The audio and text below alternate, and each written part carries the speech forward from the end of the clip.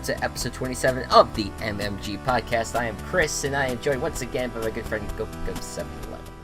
I was listening to the radio earlier, and this old guy calls in, and he's like, "Hey, I just saw the new Jumanji movie this past weekend," and they're like, "Oh, the one with The Rock and Kevin Hart and Jack Black." It's like, no, the one with The Rock. And then the guy in the radio was like, "Oh, well, was he good? No, he was awful. I liked the girl." That was one part of it. He also revealed that he was 71 years old and had a girlfriend 50 years younger than him. So, oh God, this was it was a weird radio broadcast talking about Jumanji and The Rock being bad in Jumanji, and then I have a 21-year-old girlfriend. Holy fuck!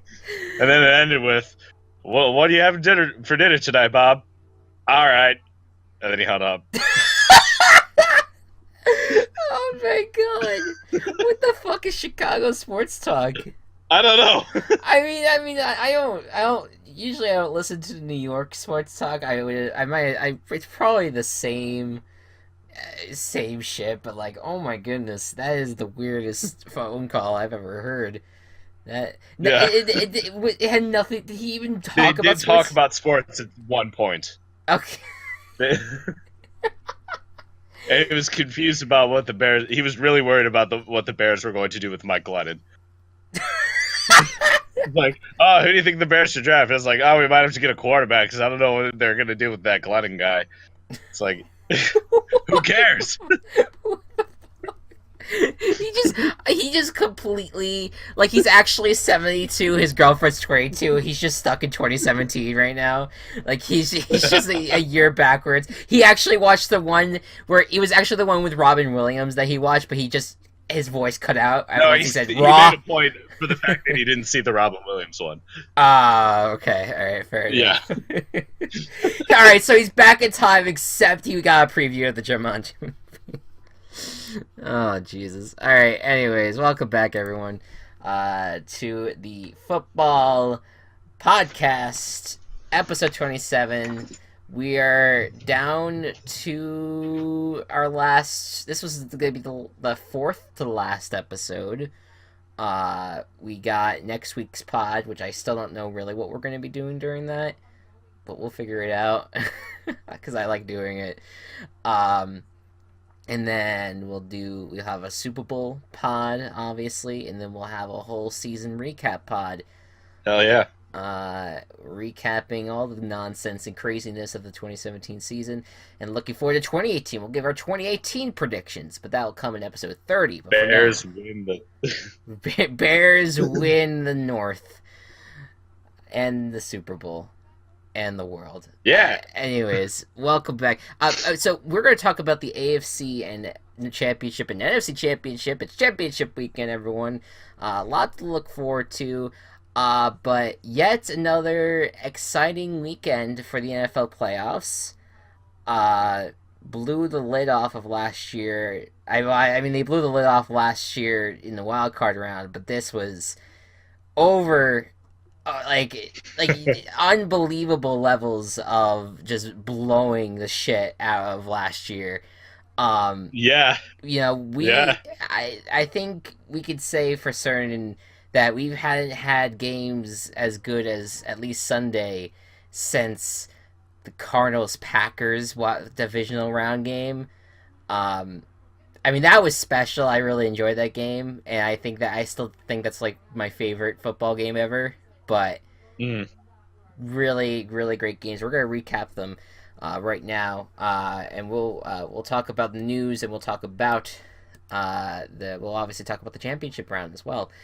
But we're gonna start in Philadelphia, where the Eagles, coming in as underdogs, take down the Atlanta Falcons in an upset, a weird upset of a 1 seed beating a 6 seed.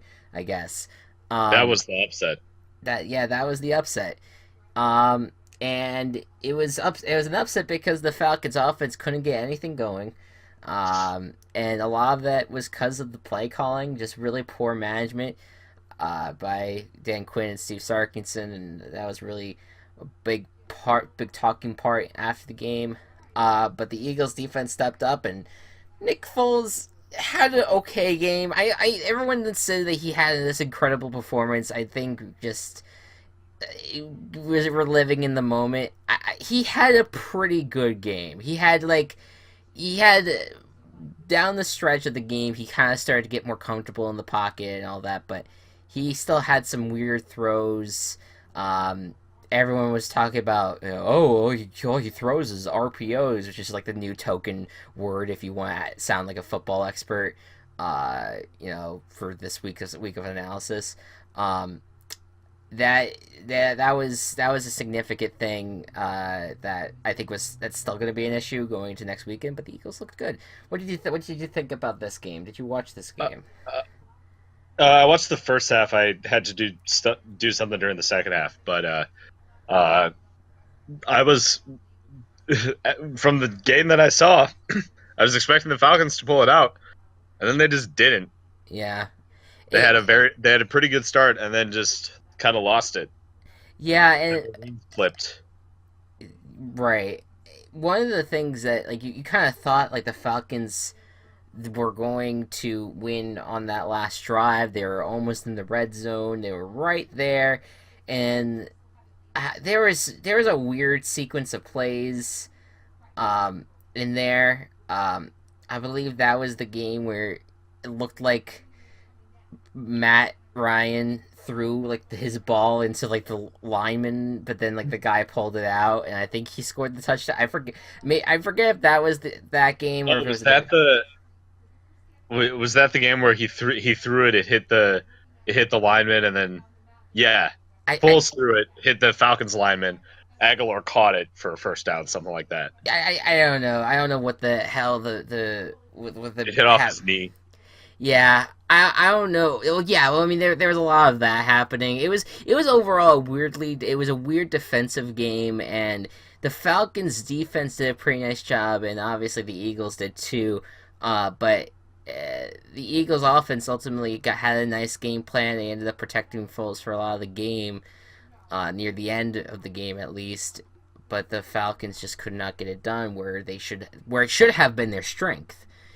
Mm-hmm. Where everyone said that they were, one of the best offenses coming into the season, and like it's essentially what haunted them all year long is that they could not get back to those unprecedented levels. Which honestly, what can you blame them? You can't. What they did was last season was incredible, but it wasn't even that it went from being amazing to great. It went from amazing to kind of mediocre at times. Um, and you can attribute that to luck. You can attribute that to just bad play calling. Or just it was not their year, and clearly it was not their year. And Nope. that was the end for the Falcons. Sarkis is gonna keep his job. They announced that he's gonna stay with Atlanta, which I guess that's fair. He only has been in that position for a year. Um, but it certainly and good for them. I mean, they made it into the wild card round in the last game. Looked very dominant against the Panthers. Then they went to Los Angeles, upset the Rams in the wild card round, but in the divisional round they could not go into Philly and take care of business, and that's where they are right now. It doesn't seem like they're going to lose anyone significant though, for the off season, so I don't think that there's too much to worry about there. They're kind of set to contend for a little while now, but they need to fix their issues on offense, and that's gonna be something to watch going forward. So yeah, that's pretty much that. Uh, Titans at Patriots. Oof. Well, the Titans scored first. Well, that's why I need to tap into my the mindset of this game when I was watching it, because I was trying so hard not to get myself hyped about this game because I was like, there's no chance the Titans have. You know, they had this miraculous comeback last week, and that was great and all, but that was against the Chiefs, and the Chiefs just blew it in a situational situation and situational situation. I just said, wow, all right, Wow. excellent. But but then when the game started, and then Mariota had that like methodical drive with that offense, and they went down 7-0, I was just like, all right, maybe this could be a good game. Maybe they could compete with the Patriots. Maybe they can beat the Patriots. And the Patriots Then the outscored rest of the them game happened. 35 nothing, and then the Titans, Titans scored like, just to pull within 21 points near the end of the game, and They're almost there. They they almost got them. they almost did it. And yeah, this game depressed me. I don't know why, I don't know what, but this game really just threw me off the rails because I was just like, I don't know. I really don't. Maybe I was just in a bad mood. The Patriots were just You were in a terrible mood. I was really in a bad mood that night. I was texting Go Cubs and all that. I'll actually talk more about that when we actually preview the championship round. Um but what can we expect out of the Titans? I mean, they were terrible for the most part all season long. They pulled out very close victories. They were very good at not losing to terrible teams for the most part until like the end of the season. Browns. Right. And then but then they did beat good teams at times, where they beat the Seahawks and they beat the Ravens. Like, they started out the season relatively okay, and then they just were so mediocre down the stretch, and it was not fun to watch them. And you kind of knew that they were just not set to go deep at all into the playoffs, let alone be in the playoffs at all. They should not even have been in the playoffs. But that's just kind of what happened. Again, what happened last week was incredible, but they blew it. And the Titans now go into the off season without a head coach, as Correct. Mike Mularkey has been fired as head coach. He is no longer the head coach of Tennessee, so yet another head coaching opening happens. I believe, if I'm not mistaken, that is the 8th coaching opening this season.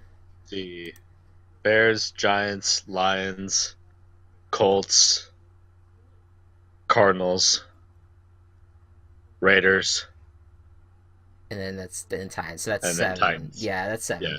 Yeah. Yeah. So all right, but still 7. That's 7 openings. I think Yeah. that's still less than what people expected, but that's a significant amount. And this is a little reminiscent. Well, everyone expected Jackson to be out of the Browns. Well, right. Well, I don't really understand that still. But let's not bring up the Browns during a playoff podcast. But sorry. Yeah, They don't deserve it. They don't deserve it. The Titans. Well, look. I mean, they were very concerned about Marcus Mariota's development as a quarterback. He regressed a lot this season. People attribute that to injuries, and that's fair to say. I think that you're now. I just think that it was really weird how the season played out with this team, and I think firing Mike Mularkey for someone that is a little bit more more tailors his offense to Mariota's abilities. It seemed like he had that in 2016. I'm confused at how it changed again. Like, I don't know if it was like, it's not like the going like from the 2016 Falcons to the 2017 Falcons, because to me they were just so good in 2016 that to fall a little bit does not really shock me. But for the Titans, it was like they were good. They were pretty good, but they weren't great. And really, their defense was the issue. It was the complete opposite this season. Their defense was great, but their offense completely fell apart. And it was just, I don't know. I don't know what happens when that occurs. So I think that getting rid of Mularkey and finding someone new would be good for them. But I don't. The timing is weird, and no, the timing makes sense, I guess. But it's just I don't know. It's the situation's weird. I don't know what they're gonna do next on head coach, and we'll see how that unfolds. Yeah. Moving forward. So that was Saturday night, and that was I think you had one pretty good game and one that was absolutely dreadful. But then Sunday happens, and we start out in Pittsburgh where the Steelers are expected, because go Cubs. The Steelers and Patriots are destined to be in the AFC Championship game. Of course, that the game earlier in the season that was the precursor for what to come. Right, and Mike Tomlin, he said that was going to happen. All the predictions, preseason predictions, everyone said Steelers, Patriots, and we saw They're them battling. Be the AFC champion battle. Yeah, that was that battle that we saw in December was one really great game, and we knew that we were going to get the sequel, so we all prepared. We all knew that was going to happen, right? Yeah. Yeah. Well, guess what? Guess who happened? Bortles. Bortles happened. Bortles happened. All over that fucking Patriots team. The Steelers. The Steelers team. Maybe the Patriots. Maybe that's. But the Jacksonville Jaguars once again showed that when they play in Pittsburgh, they are the Pittsburgh Jaguars. That they are just going to beat your ass at your own turf, and it was a 21-0 game at one point with Jacksonville leading. And then the halftime was 28-14. And then it really started to get crazy when it was kind of almost like a back and forth that started happening. The final score for what many expected to be a defensive game, 45-42, is your final, with the Jacksonville Jaguars prevailing off of Blake Bortles doing his thing. The defense trying its best. I think that a lot of people are like, oh well, the defense gave up 45 points. I get that, but if you watch that game, how do you defend Antonio Brown, and how do you defend the Le'Veon Bell? Right. Well, not even just Le'Veon Bell. Like I think it's really the catches, because you look at all those catches, those were miraculous throws and passes. You gotta give credit to Big Ben too. Like that was an excellent offense that they had. Here's the thing about the Steelers, and why the definitive reason why I hate the Steelers is that they have so many talented players. Ben Roethlisberger, really talented quarterback. Le'Veon Bell, the best running back in the league, no question, undebatable. Antonio Brown, the best wide receiver currently in the league, no question, undebatable. Yet they have such a hard time winning, especially in the postseason lately. Right, and they're so frustrating that they have all of this talent, and it's not like they have a weak defense either. Sure, Shazier is gone, but they have others. It's amazing to me how talented the Steelers team is, yet they are unable to win. That's why I hate the Steelers. Right, and I think they did go 13-3, and credit to them for that. But when you have big games like you did against New England, which decided whether or not you'd be the number one seed and be able to play at home in the AFC Championship game if you got there. We could be talking right now, and if it was Jaguars versus Patriots and Steelers versus Titans, we could be talking about a Patriots at Steelers AFC Championship game, or a Jaguars at Steelers AFC Championship game, which I guess they wouldn't have wanted either. But still, choose which round you want to lose to the Jaguars to. Can't believe I just said that. But yes, that is that is essentially the situation. But you have at least have gotten a playoff win. You would have at least gotten a home field advantage in a very crucial moment. don't tell me that talking the way they did ahead of time was not going to catch them. Like they did so much fucking trash talking. Mike Mitchell was They were, outside the Jaguars locker room spewing that he's going to beat their ass in the game, and then he was just completely annihilated by their offense. He was a terrible in that yeah, game. It's insanity. I don't know, man. yeah. I Like, go ahead. uh, I don't know. You got like demolished by them earlier in the year. Like it was an embarrassing loss that made your fucking quarterback contemplate retirement. That's how bad you lost Right. in week 5.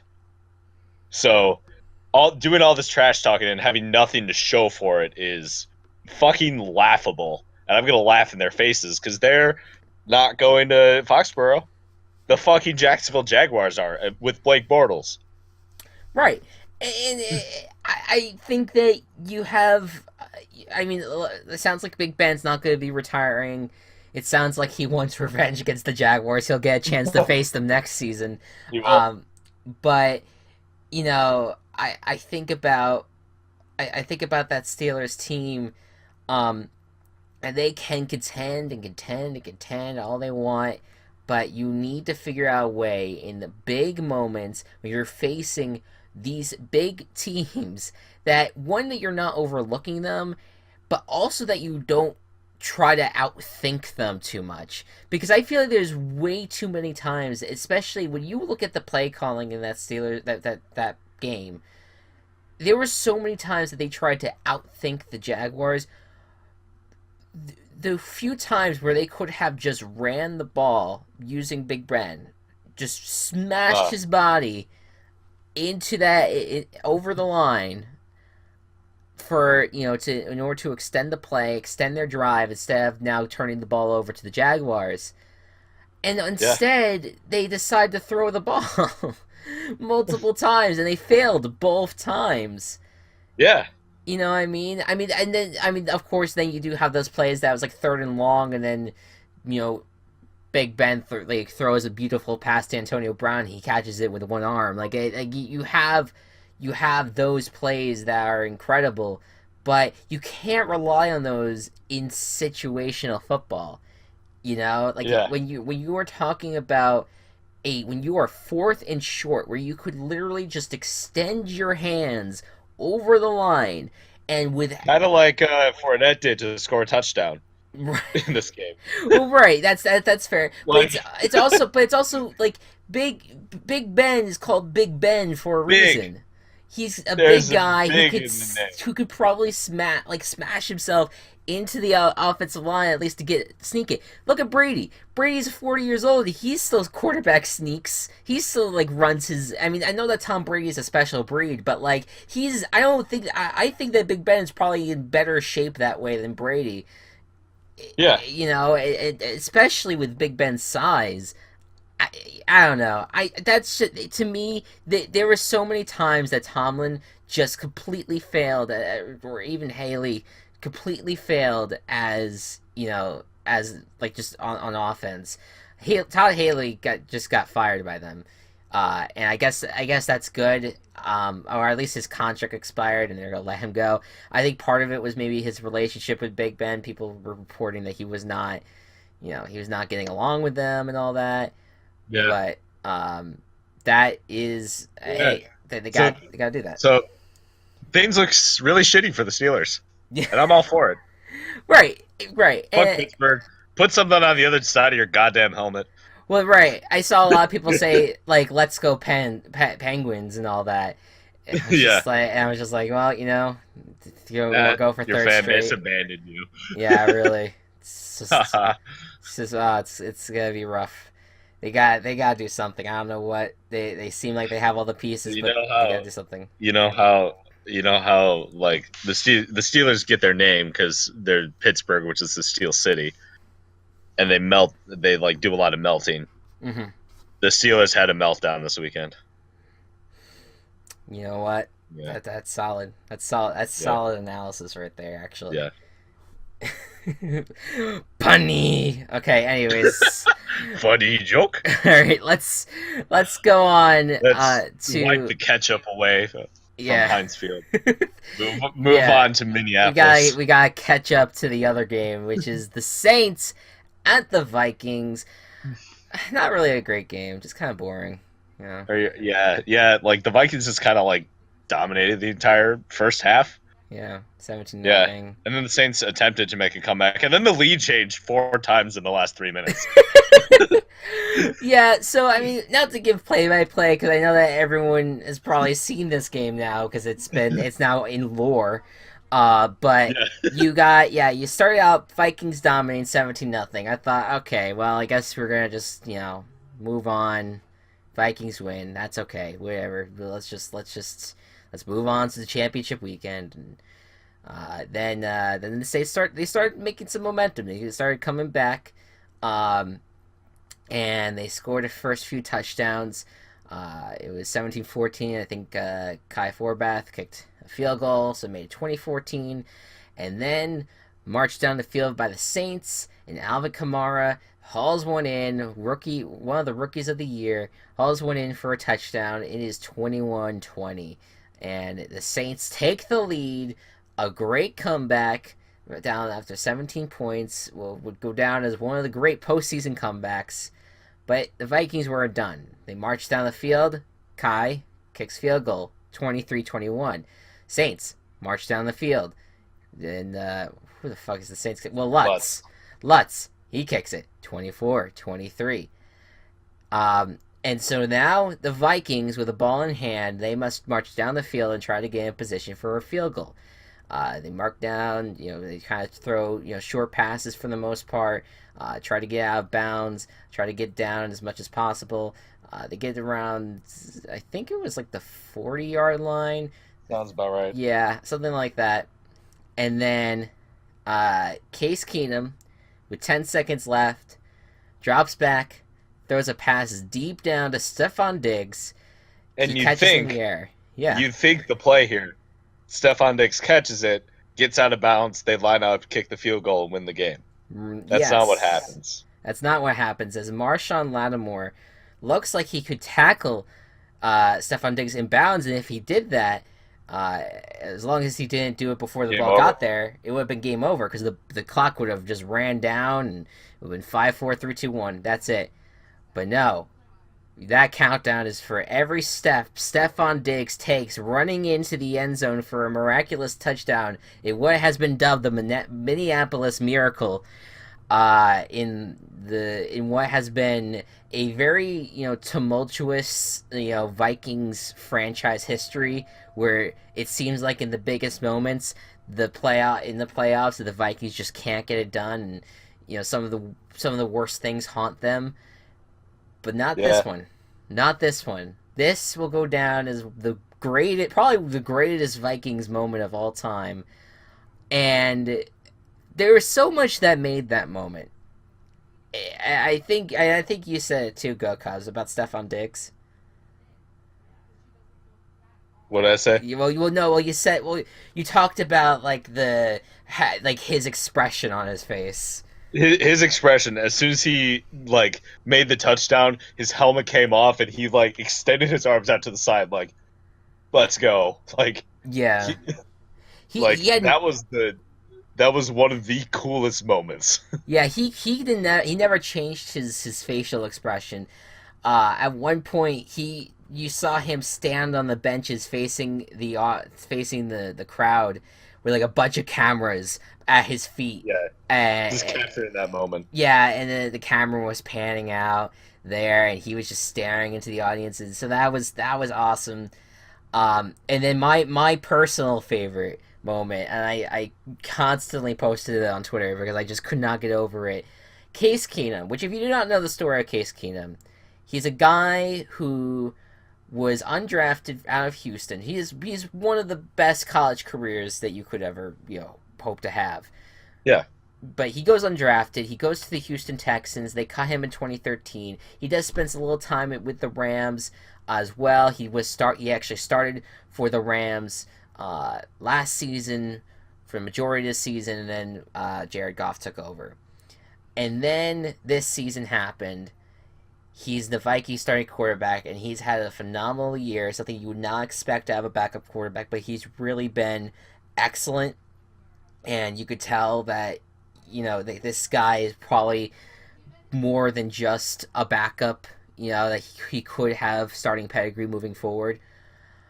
And then to have that moment from an underdog to just look at the crowd and then start doing the skull chant, in which when you lift your hands in the air and you kind of do the clap, and then it pans out to the entire crowd doing it with him. Like, he started it. The cameras were on him, and the whole crowd just joined along as the camera panned out. Like, Fox did an awesome job. Like, I don't give Fox a lot of credit for a lot of things, but that was so incredible to watch Case Keenum doing that, and as it panned out, the crowd, as he's about to take a knee, is just doing that with him, and it was just this moment of a city getting behind a guy that was not given a chance until now. Like, even during the season, Mike Zimmer was just like, I don't know if this guy's gonna be my quarterback. We're gonna see how Sam Bradford is, or we're gonna see how Teddy Bridgewater is. There might be a chance to start one of them. He was never really given a chance. And this is a city embracing a kid from Houston who no one thought could ever be a starting quarterback in the NFL. And it was one of the coolest moments. And and to me, it put the Vikings as my favorite team in the playoffs right now. Yeah. By far. I mean, I know that I've been riding the Jaguars with you. Go Cubs. I gotta get off the train because I like Keenum and I love that Vikings team. And this, Chris, go ahead. You could ride 2 trains. That's multi-track drifting. I'll just extend my legs far enough to touch 2 trains at the same time. But that's no right. I do love the Jaguars, but there's something really humble, I think, about the Vikings in a way. Even though Stephon Diggs, he had, he was really just soaking it all in, practically rubbing himself, during that last part. But I understand why he did though.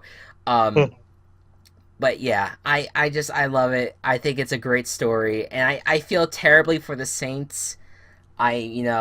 That sucks when that happens. I feel terribly for Marcus Williams. I said Marcus Lattimore earlier. It was Marcus Williams. Yeah. He's taking it in stride, and he was obviously upset by it. He does feel like he cost it, but he doesn't want to let that one play define him. He had a really great year, and I don't think that should deter him. Or I hope it doesn't. I hope it. I think a lot of people are going to hang it over his head, but he could go. There's something about that play. I have this weird feeling he's going to end up being one of the best safeties in the league next year or something crazy like that. He's just going to prove the world wrong. And so I'm rooting for him. And that Saints team was awesome this year. Yeah. If Breeze comes back, and it sounds like he is, with Kamara and Ingram and Michael Thomas, all those weapons on offense, and a defense that was young, ended up being injured this season. But if they get a lot of their defensive players back, I think the Saints are going to be a force to be reckoned with next year. I really do. Oh yeah. And I think that's going to be. I'm really looking forward to seeing what they do. So, good season by the Saints. Really, just an excellent season. And I know this could be heart crushing, but you gotta love the fact that well, first of all, that. It's kind of interesting that you're a part of one of the greatest moments in NFL history, but even though you were the ones who fucked up, you're right. But at least you got there. There's many teams that could have wanted to get there and they did not, and you went from 6-10 last year to then. So it's and even starting 0-2 and getting to where you are. Right. It's exactly that. They really pulled quite the run near the end of the season, and it's good for the Saints, and I hope to see them next year. It'd be interesting. Yeah.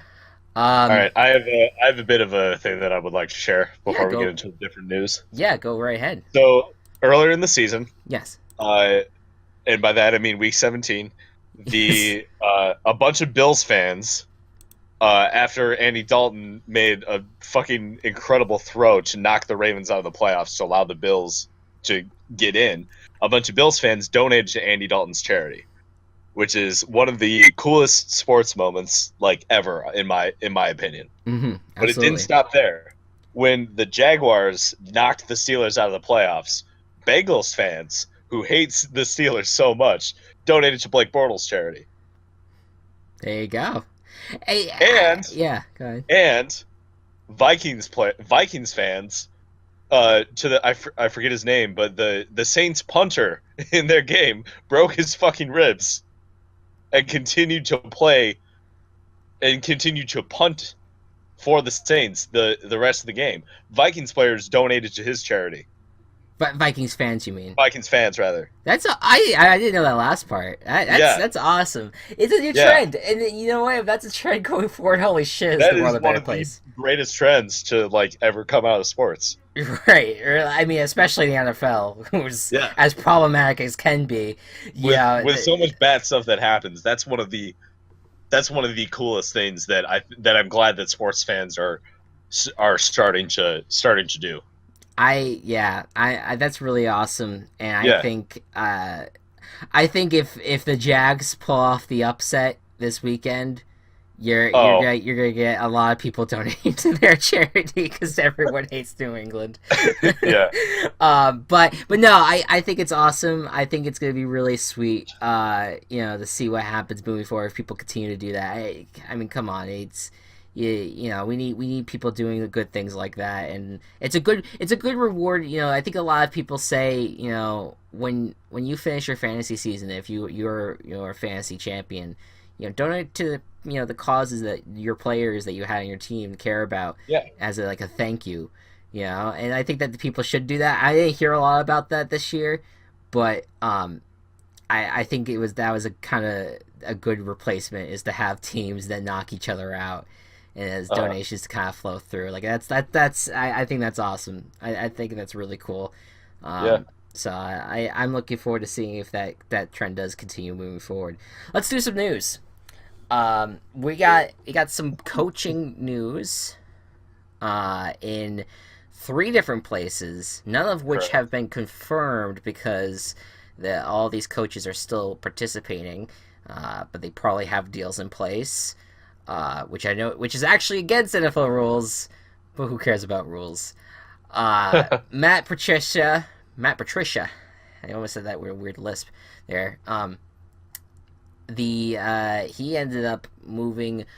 He's gonna be moving on from the Patriots as defensive coordinator. He's gonna be the Lions head coach, and that's big news. I personally, that Matt Patricia was the number one on my wish list for the Giants. But I'm totally, I will accept that. That's fine.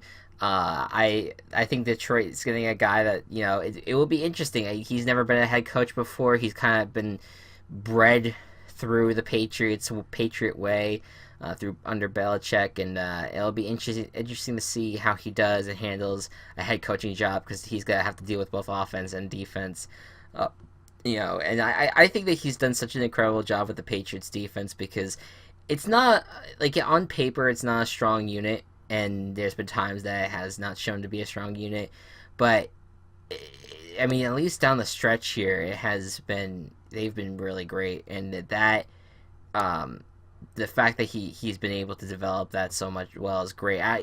The question will be if he can be a leader on both sides of the ball, and can handle a team, will be the question going forward. But I think I would have been excited for him if he joined, but good for the Giants, but good for the Lions. I think that's going to be a great hire for them. Mm. Next is Josh McDaniels, the other Patriots coordinator on the offensive side of the ball.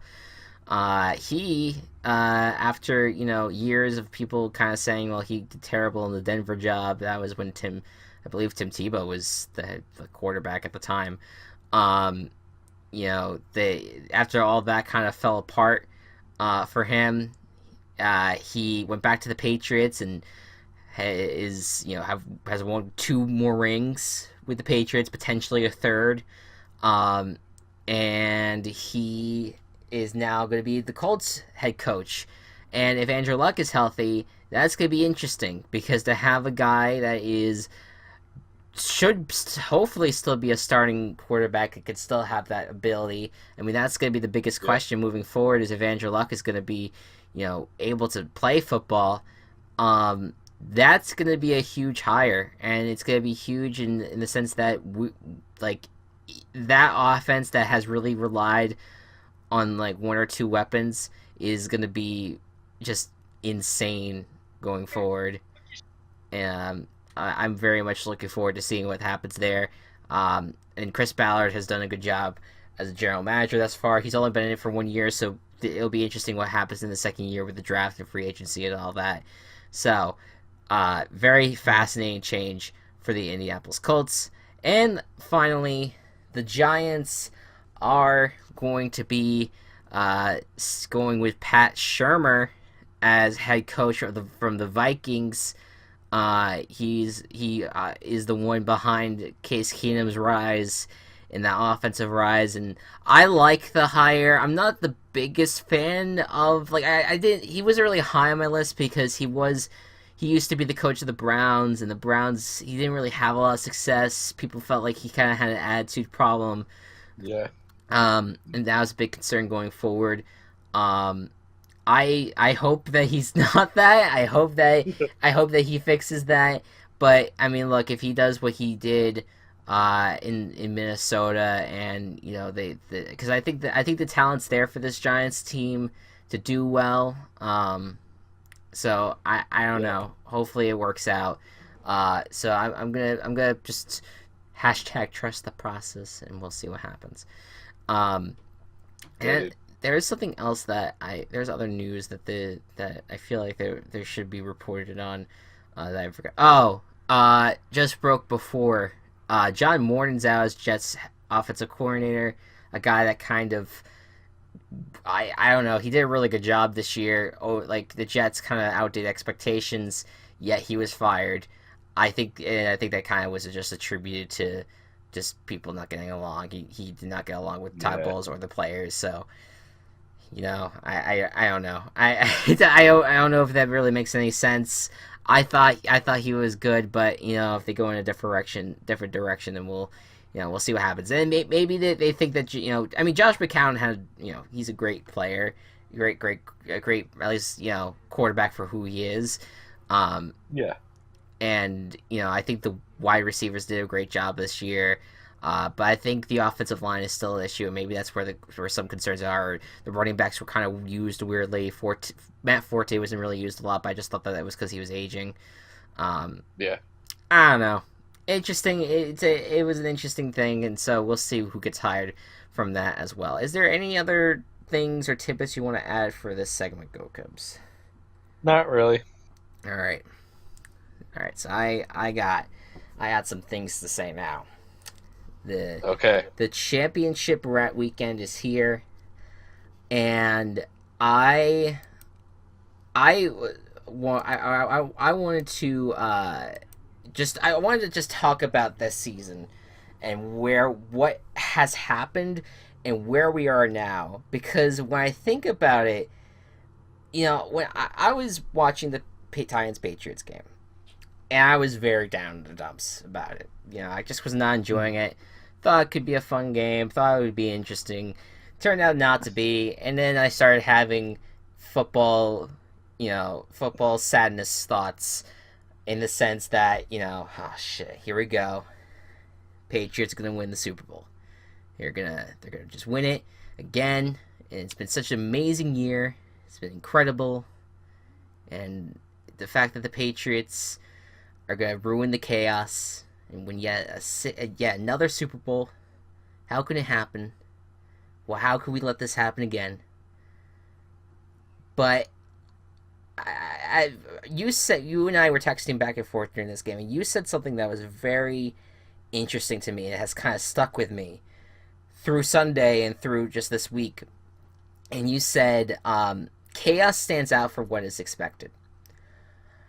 And when you said that, I was just at the time I was just kind of like, I kind of was arguing back and forth. I was just like, yeah, but it's still, I hate the fact that we kind of have the Patriots in the mix. I just wish that they would just someone to topple them and all that. Yeah. and but I went back and I saw that text and I was just like, you know what? He's right. Because think about what has happened this year. We had teams. This was one of the most unpredictable seasons in the league. We had Oh, for games sure. that we thought would go one way, and it completely just it went the complete opposite way most of the time. You had upsets here, like here and there. You had games that were supposed to be close that ended up being blowouts, and games that were supposed to be blowouts expected to be close. You had 8 teams new to the playoffs and 8 teams that were out of it. You know, Mhm. yeah, you actually had like four playoff teams in like the bottom like 11 of the league essentially. From bottom of the barrel teams from 2016, or playoff teams 2016 to like bottom of the league in 2017. Mhm. It's it's just incredible to me how chaotic it was, and I think a part of that was injuries. And yes, it sucks, and I think that's what a lot of people hated about this season. Injuries sucks ass. No one likes to see injuries. We'd like to see everyone at their full strength. But in a game like football, that is just not realistic. And so you have to enjoy things for what it is. And what is it? Yes, you have the Patriots, and I don't want to take anything away from the Patriots. They are a great organization who have dominated for so long, and I hold nothing against the Patriots. I hate the idea of a dynasty, and I think that's where a lot of my frustrations lie. But they have been so great for so long, and guess who their challengers are? Case Keenum, Blake Bortles, Nick Foles. Who saw that coming? No one. Nobody. No one could predict it. No one could ever could have imagined something like that.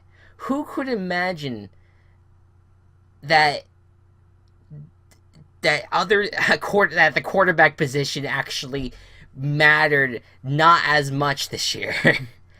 Yeah. You had an amazing defense. You had amazing defenses make this championship game. You had amazing weapons on offense make it. You had these quarterbacks who we all thought sucked either play extremely well or at least well enough to get their team to where they are.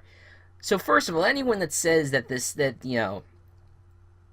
all three of these teams suck, or that they are 0.00% chance that these teams win the Super Bowl, you just stop. I thought I was kind of like that at least like a week ago, and I just stop yourself now, because the way that these three teams, the reason why they're here is because they're good.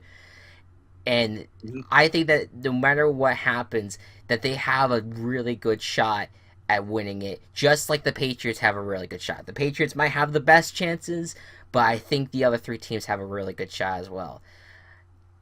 You had chaos near the end of the season where the Bills made the playoffs. You know, out of nowhere, the Titans, who we shit on, but they made the playoffs in miraculous fashion.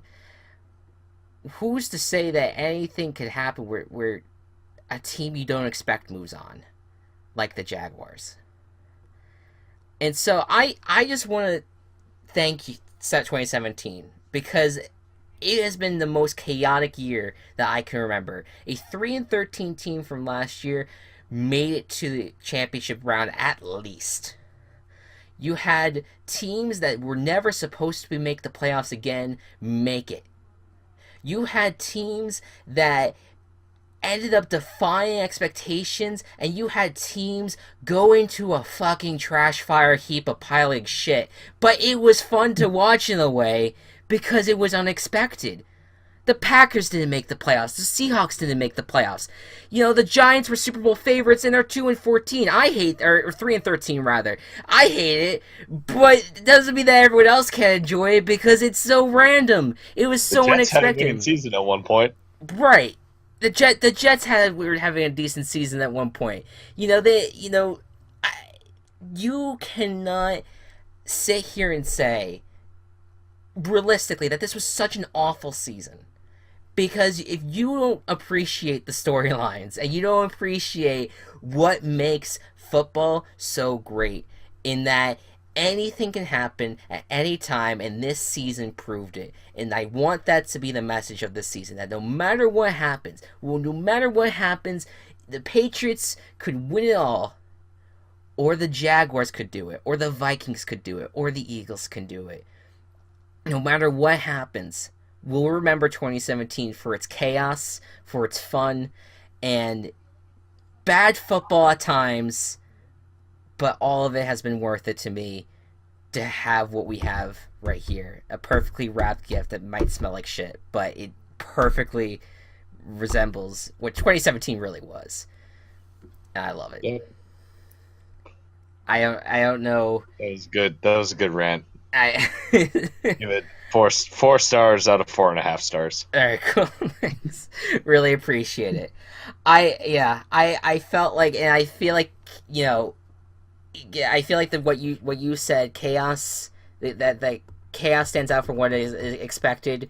So we have an expectation for what's about to happen, and that couldn't end up being that, but at least the chaos stood out, and that's why I appreciate it a lot from what you texted. So I thank you for that. Of course. I think I'm glad some words I put together made sense. Yeah, that's true.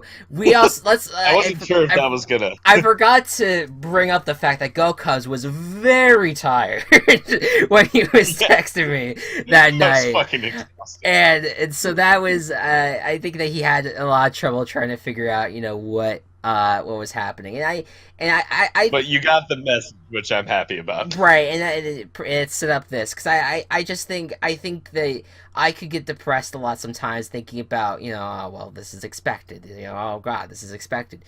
But if you at least just embrace the fun and chaos part of things, the things that are unexpected, you can kind of rub off your shoulder at least because you know that more chaos is coming, in the future.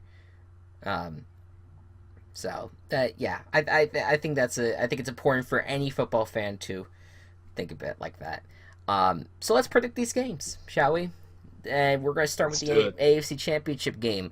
Here's your storyline. I mean, everyone's saying Belichick versus Coughlin. Now, look, Coughlin is the president of the Jaguars right now. He is not the coach, and I think that's a fair argument when people are like, well, I mean, how much influence can he have? I think that he's going to have a good amount. I think Doug Marrone said that he has a good amount of influence on the team. And so that's going to be important for them. They need it in a game that many people think is going to go the Patriots' way. Everyone said that the Patriots get to face the AFC South in order to get to the Super Bowl. That's such a freaking easy path. Well, we'll see. We'll see what happens. Bortles going to have to play a great game, or at least not make any mistakes. To put up 45 points again. Might. The defense. Look. The Patriots scored 35 points on the Titans consecutively. And I think that part of the reason why it was not more, because I think the Titans defense started to step up. The Jags defense is by far superior, in my belief. Right. That I think the Jags could stop that Patriots offense. But then you have to worry about the Pats defense, which has 8 sacks last week. So there's a lot of concern there. I think. What are you most looking forward to with this game? What looking forward to watching generally? Just to see, I don't know. I feel like I'm really pretentious when I say to see the Jaguars kick the Patriots' ass, but I guess in a more neutral phrasing, to see how these defenses handle the offenses that they're given. Right. I think this is an all-around good game. I don't think I think there's intriguing storylines on all sides, and I think, Bortles is Bortles. Yep. Up, but good Bortles needs to figure out how to be good Bortles 2 weeks in a row. Right. And or 3 weeks in a row. They just really be good Bortles. And as good of a game plan as the offense drew up last week against the Steelers, you gotta throw that game plan out. They have to completely change it, and Yeah. that's gonna be the tough part of this game. I think for the Jags is that Patriots are as good as anyone to watching tape and knowing how to figure out a way to And form a defense to videotaping stop it. other teams practice. Well, yeah, that apparently is a thing. That's true. But regardless, the Jags are going to need to think of new ways to handle it. And if the Patriots, who are notorious for taking away the most important player in your offense, let's say that's Fournette, so that kind of stops the running game a bit. You're going to need to get the ball down the field, and with Bortles that might be difficult. So basically, what needs to happen is that they need to carve up a secondary, which is okay, not great, okay. And the Jaguars defense just need to shut the Patriots down like big time. Yeah. And I don't think Ramsey and Gronk. I don't think that the Patriots, outside of Gronk, really I mean, and maybe Cooks, they don't really have a lot of amazing weapons in terms of receivers. There's like you have those two, but like Hogan and Amendola, like they step up big time in big moments. But I just don't think that with a secondary as good as Jacksonville that they're going to completely run away with it. They might make some progress because there's so many weapons, and it might be hard for the Jags defense to stop all of them. But I think the secondary might have an answer a little bit for that. But then you gotta have the front seven stop the run as well. So there's a lot to have to deal with the Patriots offense. They are very impressive. So what do you think? Who do you think is going to win this game? Look, at this point, like I don't care about I don't care about my record. This has been way too good of a season to like make it more exciting with predicting things, and especially way too good of a postseason to like for me to even care about this. I'm still gonna make my prediction, of course. Yes. Yeah, but as long as the Patriots do not win the Super Bowl, whatever happens, any of the other three teams, I'm totally fine with winning. Yeah. So to make myself less stressed, I really hope that Jacksonville wins this game. And I'm going to go with them. And not only that, if Jacksonville wins the Super Bowl, I will get a Jaguars jersey. Hey, there you go. And that's true. I did say I forgot that I did say that if they at least beat the Patriots, I would donate $50 to a Jacksonville charity. That will still come, but they need to do it. That will still happen. I haven't decided on that front what I want to do for the charity. Yeah, and by the way, if you buy a Jacksonville jersey, I know exactly what jersey you're getting. I might not get Bortles just because I don't know if he's going to be with the team much longer. We'll see what happens. Oh come on! I mean, at least it's like you gotta remember it. You gotta remember the 2017 that was if that happens. Yeah. You know, yeah. I haven't decided the charity, but I think I'm considering the Blake Bortles Foundation. But there's some other ones that I have in mind, but I haven't decided on it yet. But it has to happen first. So Jacksonville, take care of business. For me, it's so tempting. It really is. It's really tempting to pick the Jags because what are the Patriots' weaknesses? When you can run the ball against them, and when you can just completely shut down their offense, you can win the game. It happened 2 years ago with the Broncos against the Patriots. Broncos were able to take them down. But it happened this season with when they faced the Panthers. Panthers defense shut them down. That you saw it with the Dolphins. Yeah, the Dolphins did it. To me, this is a game that is at home. I know the Panthers were at the Patriots' place when that happened. They're at home. They're on a hot streak. Oh, and Tom Brady's injured, actually. We forgot to bring that up. Yeah, we didn't say that. he's apparently injured. He He was got limited at practice due to a right hand injury, and it was apparently an injury that was interesting enough to have Brady cancel all of his media appearances for the day. well yeah, because someone ran into him apparently.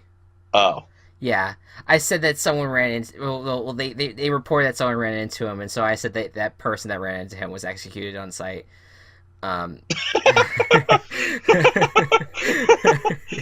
because that's how seriously they take Tom Brady there.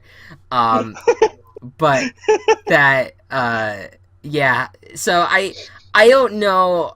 Yes, he was limited. I don't know if it's going to cause him. I mean, because he still has. I mean, we're recording this on Wednesday. I mean, we would probably know by like, well, it could be a game time decision, I guess, if it was really that, drastic. mm-hmm. But I think he'll probably be fine, because that's just what happens with the Patriots. They just heal like magic. Uh, Yeah. Not really. They've been injured. They had a lot of injuries this year, but um, they get Rex Burkhead back, who is huge for the running game. They have him with Dion Lewis, who's been fantastic. James White, who's always a playoff monster. You got all the weapons in the world for them to play with. The defense stepped up big time. I gotta go Pats, and I don't want to, I know. but they're too good, and they're gonna be the ones that I think will probably win the Super Bowl until they don't win the Super Bowl. Uh, so that's what's gonna happen here. So I'm going with Pats in this one. Gonna be a good game though. I genuinely believe that the Jaguars team is gonna play them tough. It's gonna be a close game, and boy, would it be amazing if the Jags pull it out. I just rather go with the Pats in this one. Let's Yeah. go to the But NFC. you're going to be rooting for Jacksonville, right? Oh, are you kidding? I mean, did my emotions on Saturday not convince you? You can't let me down. Yeah, did all everything that on my complete and utter despair not convince you enough that I was not on board with that? Yeah, I didn't think so. Right. All right. Anyways, Jag off, portal up. here we go. Please. Yeah. If the Jags win, someone, no matter what happens, someone new is winning the Super Bowl. Someone that has never done it before. Let's talk those other two teams now. Vikings at Eagles. So let's start by the backstory of this game. The first offseason that I really kept track of the NFL was in what was the 2015 offseason. So that was after the 2014 season. And the Eagles in that offseason traded their starting quarterback in Nick Foles to the Rams for Sam Bradford. Foles ended up losing his job in St. Louis. He just kind of sucked. In 2015, Case Keenum ended up taking over for him during that season, and then at that point, Eagles all of a sudden trade up in the picks. They trade with the Browns to trade up and get Carson Wentz, and everyone was a little surprised because they thought they had Bradford, but they didn't think Bradford played too well. So Bradford was expected to be the starting quarterback in 2016. He then got traded to the Minnesota Vikings. Yep. And he had a pretty nice season. They went 7-9, but he had a pretty nice season. Foles, meanwhile, in 2016, he went to the Chiefs, so he's just kind of on the outside. And Keenum, in 2016, he played with the Rams, and as I said earlier, got benched for Goff, and Goff had an awful 2016. Then, in the offseason, Keenum signs with the Eagles. I'm sorry, not Eagles, Jesus, Vikings. And the Bradford went down during the season, and so he ended up, or after week one actually, and he started multiple games, started all of them. And Foles, signed back with Philly in the offseason and replaced an injured Carson Wentz later on. And now, Foles and Keenum, former teammates with the Rams, um, end up playing in Philadelphia for a ticket to the Super Bowl with Sam Bradford also involved, sitting behind Keenum. Don't you love the chaos of the NFL? The amount of coincidences here is fucking incredible, and I love it. I'm all here for it. I love the NFC. It's nonsense. Did you know a lot about that, or did you not? Oh yeah, I Oh, totally did. okay, cool. Yeah, Yeah, because that was just to me when I was thinking about that, I was just like, holy shit, are these two teams absolutely connected? It a lot like you can, and maybe Jeff Fisher will take credit for this NFC Championship too, because you got a lot of Rams in the mix there. Sam Bradford, Case Keenum, and Nick Foles all playing in this game, and look, this is going to be a very fascinating game. I think that the Eagles are going to try to make sure that Nick Foles doesn't make too many mistakes, while Case Keenum is just going to have to, do what he has done all season against a very tough Eagles defense.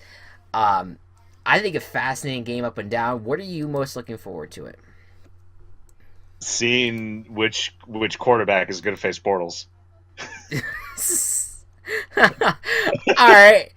All right, fair enough. No, I want to see these defenses show why they should make it to the Super Bowl, because as a lot of people said, and I've started to agree with, defense wins championships, Hmm. and that's gonna be the truest statement this year, It will be. this season, It will be. And because yeah, go ahead. Eagles have a great defense. Falcons did not. Hmm. Eagles have moved on. Saints and Vikings both had a great defense, but the Vikings had the number one defense in the league. The Vikings are moving on. Jacksonville has a great defense. They're in the championship. Right, and then the The Patriots, Patriots. the Patriots are the fucking exception to everything, Well, and they can go die. wow. Okay. I'm kidding. This is a really a turn. But no, Yeah, I like the but pet. Go ahead. I Yeah. I have to go the with this for this game. I have to go with the team that is, one, nearby me, and two, it would be really cool to see them uh have be the first team to have the Super Bowl in their home stadium. I got to go Vikings. Yeah. Go. Yeah. This to add on to what you said about the Pats. Their defense has gotten better down the stretch, Mm, but they're not. I think they're still the worst defense left in the playoffs. Doesn't mean they're yeah. bad. They're just the worst ones of the group. Um, but I think about this game, and shit's gonna get weird on Sunday. Not in the game. You're gonna look up in the stands and see everyone wearing that same dog mask Lane Johnson wore. Every People in Philly are buying that dog mask, and it's gonna be a stadium filled with that. Yeah. That shit's getting weird. That's like, I don't know, like, there's a lot of things that have happened this season that really perfectly symbolize it all. I think the sight of a bunch of dogs watching the Eagles play the Vikings in the NFC Championship game, I think that's gonna perfectly represent everything. Yeah. Home Everything dogs. that They're like the home underdogs. yeah, I Jesus, I kept on seeing that and seeing how they kept on getting sold out and sold out. I'm just like, oh my god, this is gonna be Yeah. weird. This is gonna be so fucking weird. Anyways, um, I love it though, and I think that I think what Philadelphia has edgewise is that they have home field advantage. They know how they're good. Case Keenum is not as great under pressure. I mean, who is, but he's Yeah. um he that could be a real concern for the Vikings, in especially at home, especially in when you're out in the weather. That's gonna be difficult, but I I have to go with the Vikings because I think the defense is better than the Eagles. I think that the quarterback is better for the Vikings. Yeah. Um, I think the running backs, as good as Jay Ajayi has been, like Garrett Blunt has been, I think the running game has actually been better for Minnesota. Um, and I think the wide receivers are better too. Like I think if you look at each position group for these teams, I think the only thing that the Eagles might have the advantage on, and maybe what would end up being the most important, is the front seven. But even then, Yeah. the Vikings have such a deep front seven, or at least front four. I think the Vikings have better linebackers too. So it's like it's to me on all levels. I get that people feel like Eagles could absolutely win this, and they've had a great defense all year. But I think that Nick Foles is still going to be a liability in this instance, and well, Case Keenum I think will end up making plays.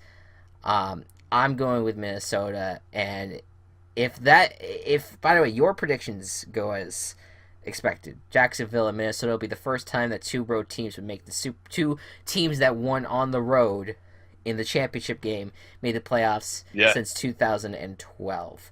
Uh, that would be Oh, when the 49ers and the Ravens won on the road to make it.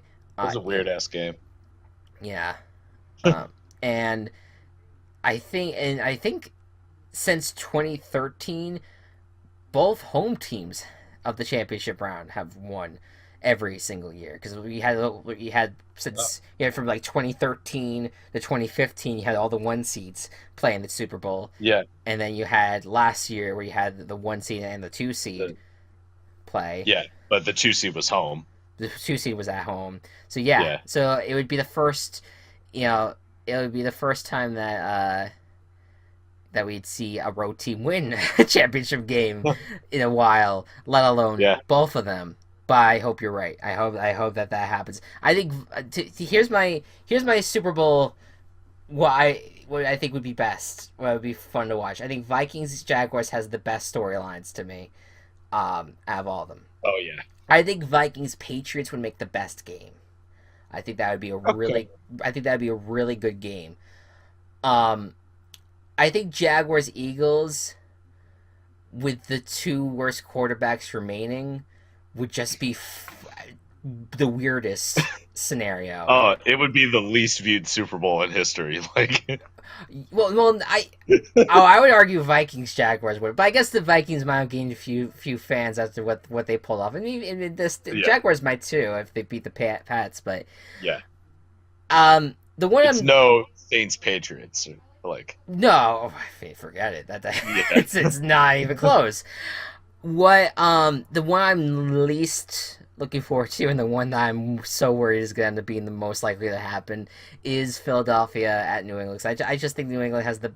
I think New England would beat the Eagles in that situation. Oh yeah. You know, I hope I'm wrong. I hope New England would fall there, but again, I know that I know I'm shitting on New England a lot. It's nothing against you guys. You've just been so good. It'd be nice to see someone new win. You know, that's it. That's it. It's all it is. Not absolute respect for the evil trio that have been the Patriots with Brady, Belichick, and Kraft. So, you know, Yep. it's a. But Final regardless, boss. that's what it is, though. It really is.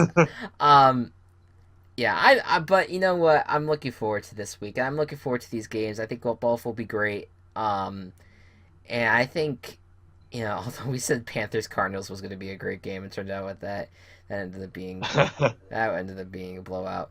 Um, Yeah. I hope not. I hope that we get two great games, and whatever happens, you're gonna have a really interesting Super Bowl. A lot of different things going on there. We'll talk all the storylines because I love collecting those storylines. During our podcast next week. What do you want to do next week? Do you have anything that you have in mind? Uh, Because I have like, I don't know, like we could go over like, because since we only have one game left to pick, like we could do like the who did we get the most right, who did we get the least right, and all that. Like yeah. if I want get that all together, but I have no Yeah. idea what else You we and I could just like be total statistics nerds this week and right. Yeah, like we'll just put together a bunch of shit that like just to see like certain teams that like we got all right and certain teams we got all wrong. I know for a fact that I got all of the Browns predictions right, and you got 14 out of the Browns predictions right. Well, Because there were 2 games this year. You were like Team Chaos Browns. yeah, I tried. I was trying to light the fire under the orange dumpster, but Yep. could not end up working out. Um, but yeah, I mean, I'll double check it because Yeah, let's do that just because that would be fun to figure out if you want to like start that after this podcast. Oh yeah, I'm down for that. We'll collect the data. We'll talk about it then. We could talk about some of our favorite players since Pro Bowl's coming up. We can predict the Yeah, Pro Bowl. It won't count towards our records, but we'll just be like yeah. who's most likely to win a scrimmage game, essentially. Okay. I have no idea. We'll figure it out. We'll make it interesting. Anything else that you want to add at all? Because there's just a lot going on. But Mm, not really. you good? All right. Yeah. Well, Join us back when we preview Celebrity Big Brother. you know what? After No. after No. after the our football recap No. show, you could go right No. into a Celebrity Big Brother podcast. No. No. Incorrect. And You're like buzzer sound, the game show. Just That's a terrible idea. it's an amazing idea. What are you talking about? Um, Delete. yeah, Delete. we'll talk about the Winter Olympics as well. Who knows? I don't know. Anyways, guys, 3 more episodes left. 3 more games left. Canada's gonna win in hockey. I thought you were gonna say Canada was gonna win the Super Bowl. I was just like, Nope. you know what? It's been a weird year, so probably. Anyways, thank you guys so much for watching. We hope you all enjoyed. Be good to one another. Be kind to one another. Bortle If up. you're not rooting for Jaguars, if you're not rooting for underdogs this weekend, I mean, you're probably a Pats fan, and I respect that. But come on. You're probably a Pets fan, or you just you're not as much of a nerd as we are. Right. Maybe if you like fun football, because the Pats do have fun football. Be nerds. But yeah, be Root nice. for Jacksonville. Damn right. Duval. And we'll see you guys next time. Bye bye.